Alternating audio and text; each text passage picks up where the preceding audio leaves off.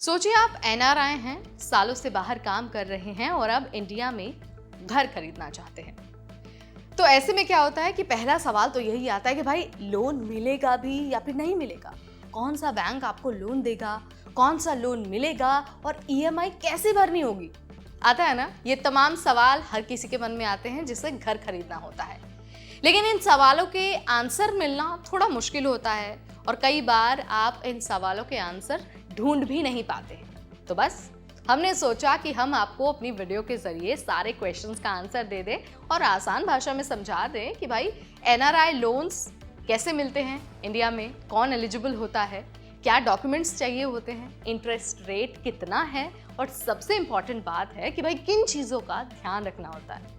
तो आज के इस वीडियो में सब पर बात होगी, कोई कंफ्यूजन आपके मन में नहीं रहेगा, कोई भी डाउट नहीं रहेगा, क्योंकि हर एक क्वेश्चन का आंसर हम आपको इसी वीडियो में देंगे।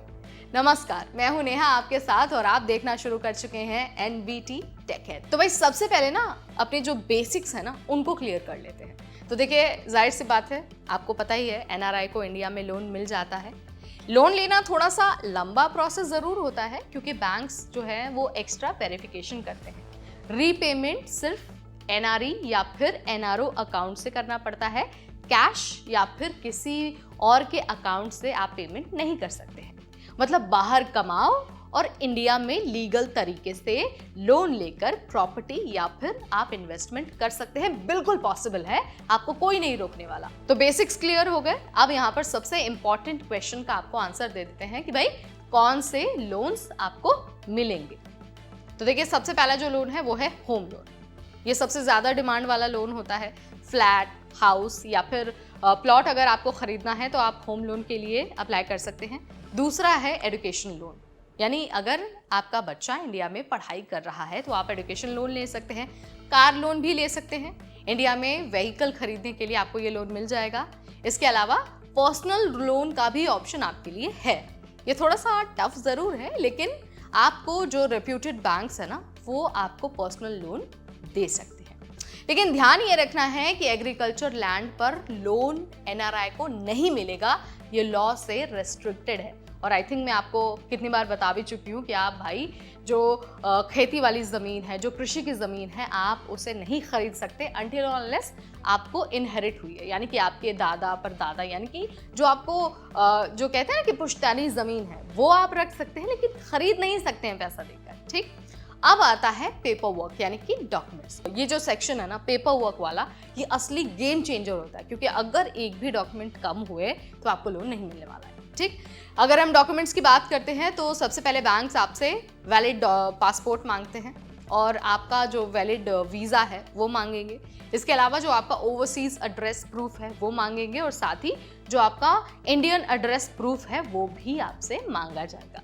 इसके अलावा आपसे जो आपका एम्प्लॉयमेंट कॉन्ट्रैक्ट है और जो आपकी सैलरी स्लिप है वो मांगा जाएगा। एनआरई या फिर जो एनआरओ अकाउंट है डिटेल्स है वो पूछा जाएगा।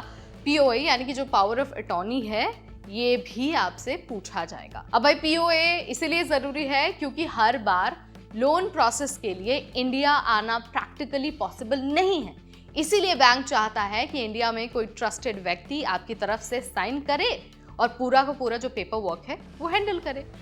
अब देखिए, लोन प्रोसेस ना बहुत सिंपल है। सबसे पहले तो आपको जाकर अपनी जो एप्लीकेशन है वो सबमिट करनी है, डॉक्यूमेंट्स आपको उसके बाद सबमिट करना है, आपका वेरिफिकेशन होता है, फिर आपको मिल जाता है अप्रूवल। अप्रूवल आपके इनकम स्टेबिलिटी और कंट्री ऑफ रेजिडेंस पर डिपेंड करता है। मिडिल ईस्ट एनआरआईज को यूजुअली जल्दी अप्रूवल मिलता है क्योंकि वहाँ पर एम्प्लॉयमेंट कॉन्ट्रैक्ट शॉर्ट टर्म होते हैं। इसके अलावा रीपेमेंट रूल एकदम स्ट्रिक्ट है। ईएमआई सिर्फ आपके एनआरई या फिर एनआरओ अकाउंट से ही जाएगा। एनआरआई लोन्स पर इंटरेस्ट थोड़ा ज्यादा होता है, अराउंड 0.25% से 0.50%। ठीक, यानी कि जो नॉर्मल लोन होता है ना उससे थोड़ा ज्यादा होता है। अब यहाँ पर हम कुछ आपको प्रैक्टिकल टिप्स दें तो देखिए, आपको ना रिप्यूटेड बैंक से ही लोन लेना चाहिए। फिक्स्ड और फ्लोटिंग इंटरेस्ट अच्छे से आपको कंपेयर करना है। ईएमआई को ऑटो डेबिट से आप सेट कर दीजिए ताकि जो आपकी हेडेक है ना वो खत्म हो जाए। और लोन लेने से पहले चेक कर लीजिए कि बैंक फॉरेन रेमिटेंस रूल से फ्लेक्सिबल है या फिर नहीं। यानी ये जो मैंने आपको प्रैक्टिकल टिप्स बताया ना, ये बहुत इंपॉर्टेंट है, ये कोई और आपको नहीं बताने वाला है, मैं ही आपको बता रही हूँ। तो आप इसको नोट डाउन करके रख लीजिए, अगर आपने नहीं सुना है ठीक से तो दोबारा से सुन लीजिए और अच्छे से आप इसको फॉलो ज़रूर कीजिए। तो भाई बात यहाँ पर बिल्कुल क्रिस्टल क्लियर है। क्लियर ये है कि एनआरआई को इंडिया में लोन लेना पॉसिबल है, बस थोड़ी ज़्यादा फॉर्मेलिटीज़ करनी होती है और आपकी प्लानिंग बहुत अच्छी होनी चाहिए। प्रॉपर्टी, एजुकेशन या फिर कार, सबके लिए ऑप्शंस खुले हैं, बस आप एग्रीकल्चर लैंड नहीं ले सकते, ये नियम के खिलाफ है। अब मेरा सवाल आपसे है, क्या आप भी एनआरआई लोन लेने का प्लान कर रहे हैं? और ये भी बताइए कि जो भी सवाल, जो भी डाउट आपके मन में थे, क्या उनका आंसर्स आपको मिल गए? और ये भी बताइए कि जो डाउट आपके मन में थे, जो सवाल आपके मन में थे लोन को लेकर, बैंक को लेकर या फिर इंटरेस्ट रेट को लेकर, क्या आपको उनके आंसर्स मिल गए? अगर हाँ तो कमेंट के जरिए आप मुझे बता सकते हैं। लेकिन अगर फिर भी आपके मन में कोई डाउट है, कुछ और पूछना है, कुछ और जानना है, तो भी आप मुझे कमेंट सेक्शन के जरिए बता सकते हैं। फिलहाल इस वीडियो में तो इतना ही, लेकिन अगली बार फिर आएंगे नई जानकारी लेकर, नया वीडियो लेकर, नया अपडेट लेकर। Till then, this is me Neha Upadhyay, signing of.